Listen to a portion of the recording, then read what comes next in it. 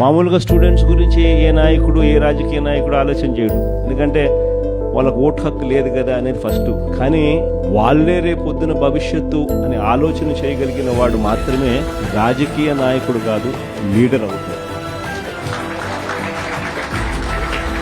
అలాంటి అడుగులు పడింది వైఎస్ఆర్సీపీ అని గొప్పగా. మొట్టమొదటి అడుగులు ఇంగ్లీష్ మీడియం వైపులు అడుగులు పడ్డాయి. బడులు మార్చాలి, గవర్నమెంట్ బడులలో చదివే పిల్లలు కాంపిటేటివ్గా ఒక ఆస్పిరేషన్గా ఎవరైనా కూడా why should anybody go to Narayana, why should anybody go to Chaitanya, why should anybody go to any private పెద్ద స్కూల్. మన గవర్నమెంట్ స్కూళ్ళు ఎందుకు అలా లేవు? మన గవర్నమెంట్ స్కూళ్ళు ఎందుకు ప్రైవేట్ స్కూళ్ళతో పోటీ పడే పరిస్థితి ఎందుకు లేదు? గవర్నమెంట్ స్కూళ్ళ ప్రైవేట్ స్కూళ్ళతో పోటీ పడే పరిస్థితి వచ్చినప్పుడు, లేదా ప్రైవేట్ స్కూల్సే గవర్నమెంట్ స్కూల్స్తో పోటీ పడే పరిస్థితి తీసుకొచ్చినప్పుడు అప్పుడు పేదవాడి జీవితం బాగుపడుతుంది అన్నది మొట్టమొదటి సీడ్ అక్కడి నుంచి పడుతుంది.